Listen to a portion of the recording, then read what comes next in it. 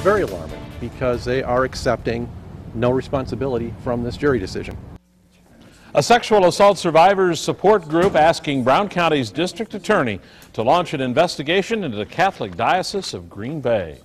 Good evening, everyone. The group claims the diocese covered up for priests and destroyed documents proving alleged assaults. And this call for a new investigation comes just one day after a verdict in a fraud lawsuit against the diocese. Yesterday, an Outagamie County jury awarded Todd Merrifield $225,000 for damages. His brother, Troy, received $475,000.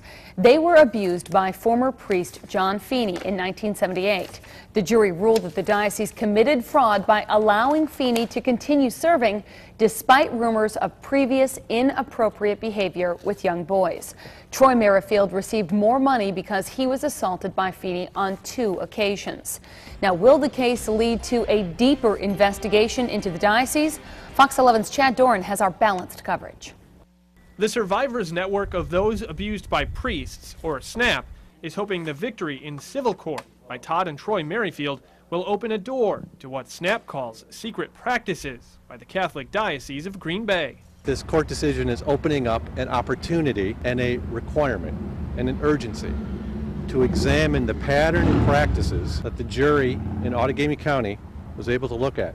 The group hand-delivered a letter to Brown County District Attorney David Lissay this afternoon. I agreed that I would meet with them and discuss their concerns. Isley says SNAP wants Lissay to investigate the Green Bay Diocese for systematically covering up for abusive priests and destroying documents proving alleged abuses.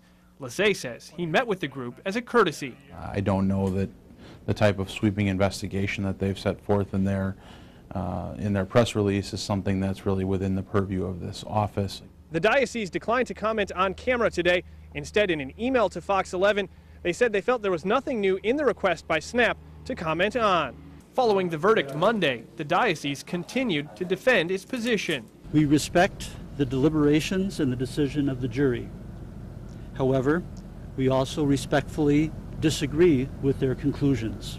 The jury's decision is contrary to what we believe to be the judgment and actions of Bishop Wojcicki and how the Diocese of Green Bay reviewed John Feeney's actions prior to 1978. Still, Isley hopes the Merrifield verdict will be just the beginning of a fresh look into the inner workings of the diocese. The problem has not been solved, that there are elements of that fraudulent behavior which are continuing today. In Alloway, Chad Doran, Fox 11 News.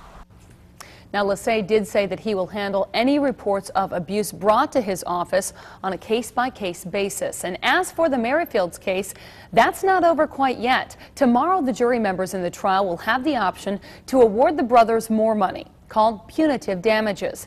They are essentially a punishment against the diocese for the cover-up.